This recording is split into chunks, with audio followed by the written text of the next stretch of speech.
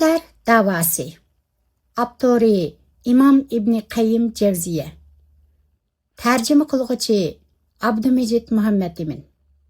Tercüme qılğıcıdın. Hayatdan ma'na izlash, baxtga intilish inson zotiga o'rtaq bir ishtiyoqdir. Turmush halakchiligi, o'xshash takrorlanayotgan zerikishlik hayot ritmi. Hayot qaynamlarda goh laylab, goh cho'kib, nimjon hayotini davom qilayotgan odamlar to'pi. Aramızdan ko'tarilayotgan mehr muhabbat, gap so'z va sharkatlardagi chilliqning kimiyishi, vafo sadoqatning cho'kishi. Mana bular meni izchil tegi yo'q o'ylarga boshlaydi. Biz kim edik? Kim bo'ldik? Endi kim bo'lib yashaymiz? Bu haqdagi tugamas savollar va atrofimda bo'layotgan ziddiyatlik hodisalar meni go'yo cho'rgiltib qo'yib o'tilgandek gangirtib qo'ydi. Ana shundoq azobliq ham iztirobliq lahzalarda ichimdan portlab, "Hey hayot, sening yoshug'dek naring bor" deb varqirg'im keladi. Lekin varqirg'udek darmon nada? Faqatla ichimdan sirg'iyotgan miskinlik va g'iriblikning ojiz tevishlarini anglagandek bo'laman. O'zimga quloq solaman. Yuragimni tingshayman. Ichimga cho'kaman. Go'yo tug'ilishim mening ixtiyorimda bo'lmagandek, hayotim qachon, qayerda, qandoq oxirlashadi, bu mening ilkimlik ish emas. Ammo ro'shan haqiqat shuki, har bir jon egisi o'limning ta'mini tetig'uchidir. Doim o'z-o'zimga qayerda yashay, hayotimni qayerda oxirlashtiray, Allohning roziligiga erishaligidek hayot yashasamkan deb pichirlab hamda arzu qilib keldim. Albatta, har birimiz arzularimiz uchun yashaymiz. Armonlarimizni ro'yobga chiqarish uchun darmon izlaymiz. Bizning dal mushundaq armon bilan darmon orasiga tipirlashlarimiz hayotimizga qimmat va ma'no ato qiladi. G'oyamizdagi o'rnakli hayot yashash uchun albatta odamiy kamolatga yaqinlashmoq zarur. Undaqda odamiy kamolat qayerdan boshlandi? Shaksizki u hidoyat ustiga qurilgan ruhiy poklikdan boshlandi. Ruhini pok qilgan odam cho'qim murodiga yetadi. Sura Shams 9-oyat. Ruhni poklash nima uchun shuncha muhim? Ruhni poklash dinimizdagi g'olliq temalarning biri. Chunki odamni boshqa maxluqlardan farqlantirib turg'ini, uni yuksaklik va oliy maqomga ega qilg'ini uningdagi ruhdir. Biz odamni go'yo bir mashinada faraz qilsak, ruh uning motoridir. Motoridan chataq chiqqan quruq gavdining bir döv axlatdan hech farqi yo'q. Hurmatli o'qirman qarindishim, qo'lingizdagi Dardlar Davosi nomli bu asar buningdan 7 asr burun mashhur islom olimi, faqih, muhaddis, mujtahid İmam İbni Qayyim Cevziye tarafidan yozilgan bo'lib, ayni vaqtda bu asarning yozilishiga ixlosmand, tavbakor biraylarning so'rgan bir savoli turtki bo'lgan ekan.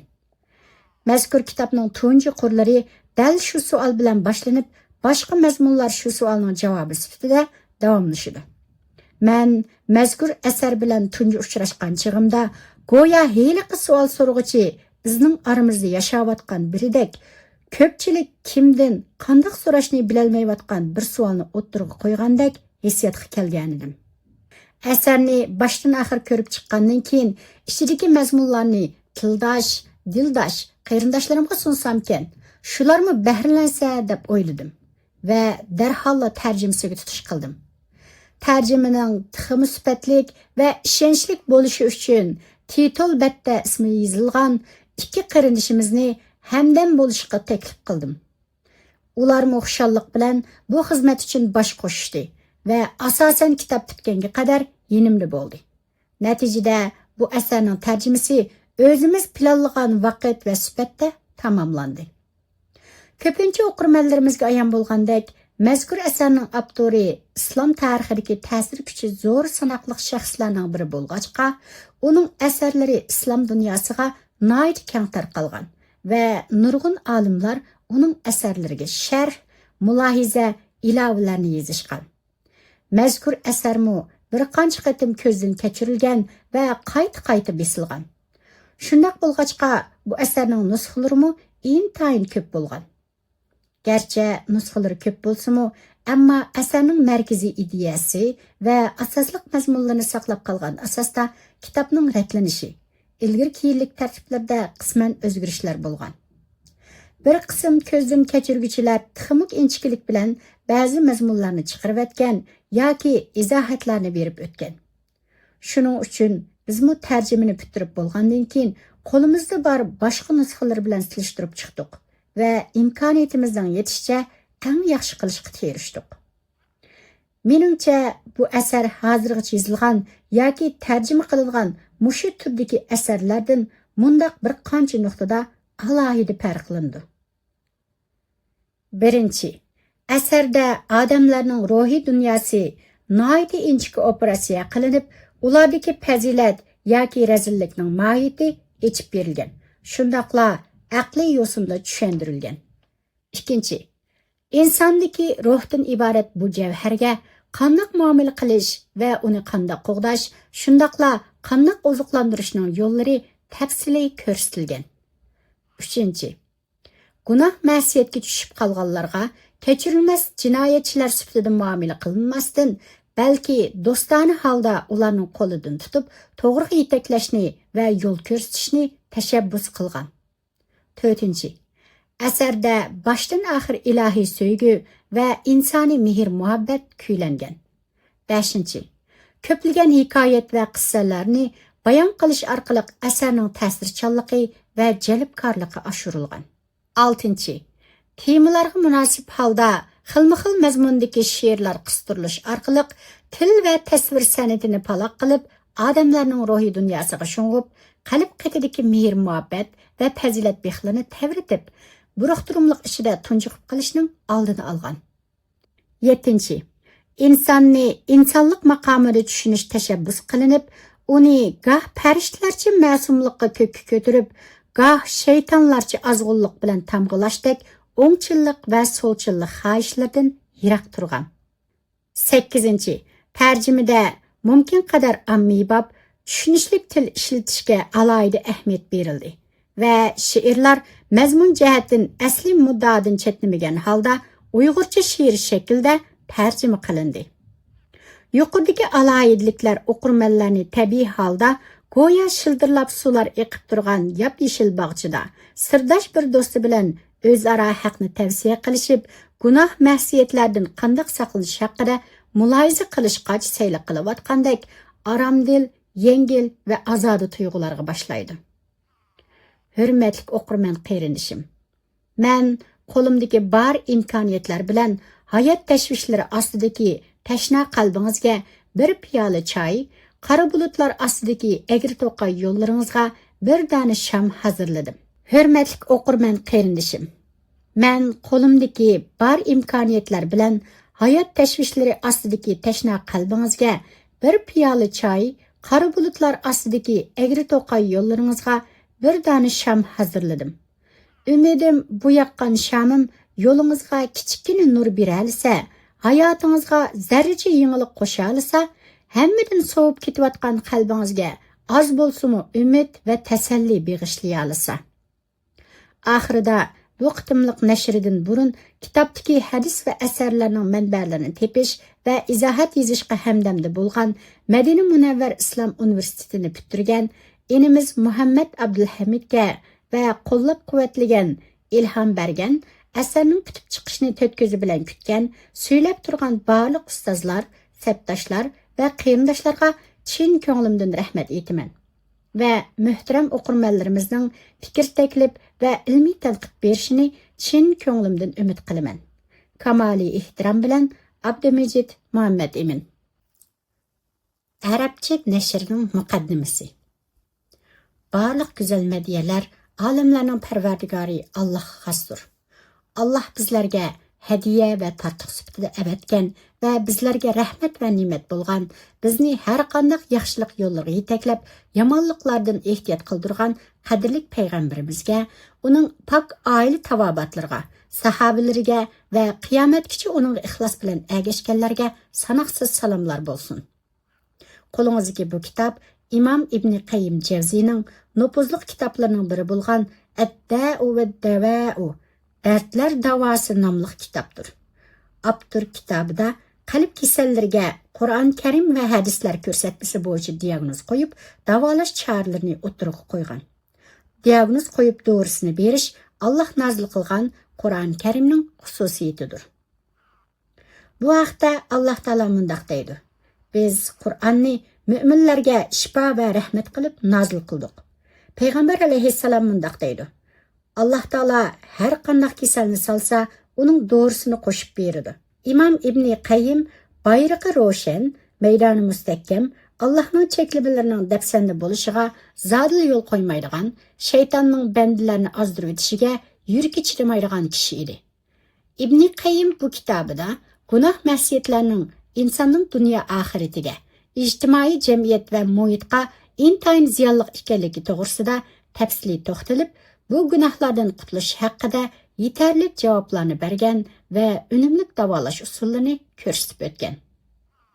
U bu haqda butun tirishchanligi bilan samimiyat ko'rsatgan. Amaliyotda u mushu sahadagi eng ma'lumotli va bu haqda so'z qilishga eng munosib kishidir. İbn Qayyim muhaddis, faqih, talantli tafsirshunos olim. U nurg'un hadis yodlagan. Yuqorqilar uning eng mashhur alohidliklari. Bu kitobga diqqat ag'dirg'uvchilar uning dinimizdagi peshvolik salohiyatini to'nib yetalaydi. Shundaqla uningdagi muhaddislarga xos qizg'inlikni, faqihlarga xos ongni, donishmandlarga xos farosatni, obidlarga xos muloyimlikni his qila oladi. Shuning uchun bu kitob uning boshqa kitoblarga o'xshashla tuvandagidek bir qancha alohidlikka ega. Birinchi, Qur'on va hadislardan ko'plab dalillar keltirilgan. Bu imomning ustozi Ibn Taymiyaning ta'siriga uchragan prinsipalligini ko'rsatadi. Ikkinchi, kitobda naql keltirilgan hadislarning rivoyat qilg'uchilarini isbotlashga alohida ko'ngil bo'lgan. Bu imomning hadis ilmida alohida yuqori saviyada ekanligini ko'rsatadi. Uchinchi, qo'lingizdagi bu kitob aslatma, vaz-nasihat va ko'rsatma xarakterli kitob. Bu temada yozilgan kitoblarning ko'pinchisida ajiz hadislar, balki tixi to'qilma hadislarmi ko'p uchraydi. Hadislarni turga ayirishda, xususan o'zining to'qilma hadislar nomli to'plamida noyida ching prinsip qo'llangan mashhur hadis baholag'uchi ustoz Ibn Javziyning dilni eritish va zoidlik mazmundagi kitoblarda hadis sanatlari to'g'risida ba'zi masalalarga sal qarag'anligi ma'lum. Shundaqdimi İmam İbn Qayyim bu kitobida hadislarning sahih zaiflarini farqlantirish va uning raviylarini turga ayirishga az bir qismlarni hisobga olmaganda alohida ahamiyat bergan. Bu İbn Qayyimning mushu sohadagi alohidligini ko'rsatadi. To'rtinchi, o'qirmanlar avtorning ko'pincha boblarning bosh qismida fiqhshunoslarning so'zlarini so'zbish qilganligi yoki mazmun oralarida ularning so'zlarini qistirganligini bayqaydi. Bu avtorning zohidlik, tavba yoki gunoh masiyatlardan ogohlantirish to'g'risidagi yozmalarning Qur'on va sahih hadislarga asoslangan islom fiqhi qoidalaridan chetnab ketmasligi kerakligini anqirgan prinsipal kishi ekanligini ko'rsatadi. 5. İbn Qayyim bid'at xurofotlarga bor kuchi bilan qarshi turishda mashhur. U bu nuqtada ustozi Ibn Taymiyaning ta'siriga uchragan. Lekin Ibn Qayyim shariatdan chetnamagan to'g'ri yo'ldagi salaf va xalaflarga adil pozitsiyada bo'lgan. Shunlashqa avtor bu kitobda ularning ishida bo'lib o'tgan mushu temaga ahamiyat berib qaragan pokitlik voqealarni va ularning hukmlari va yakunlarini tilga olgan. 6. İbn Qayyim ustozi Ibn Taymiyaga o'xshashla jihodi va dindagi bayrog'i ro'shanligi, yaxshilikqa buyurib, yomonlikdan to'sishdagi qo'rqimsizligi bilan mashhur bo'lgan. Shunlashqa biz bu kitobda İbn Qayyimning iymon va poklikdan balqib chiqqan yorqin bir shuarini, yaxshiliklarning dafsanda bo'lib, yomonliklarning umumlashayotganligi va ummatning kelgusining va mangulik shon sharpining tahdidga uchrayotganligini ko'rganda, yuragining par-pari bo'layotganligini his qilamiz. 7. Bu kitob dunyoda yaxshilik, oxiratda baxt saodat izlaydigan kishilarga to'limi zarur bir o'qishliq. Kitobni ko'rib chiqqan o'qirmanlar bu kitobning to'limi yaxshi, alohida manfaatli bir kitob ekanligini to'nib yetidi. Bu kitobning yuqorida tilga elingan alayliklarini nazarda tutib, tuvandagi shakl bo'yicha ishlashga ahamiyat berdik. Kitobning teksti hozirgacha besilgan nurg'un basmalarga silishtirish orqali tuzitib chiqildi. Qur'on oyatlarining sura nomi va oyat nomerlari eskartildi. Mundarijadan foydalanish oson bo'lishi uchun boblar raqamlar orqali turga ayrildi. Boblar munosib kichik temalarga ayrildi. Yo'chin so'zlar izohlandi. Imom Ibn Qayyimning qisqacha tarjima holi berildi.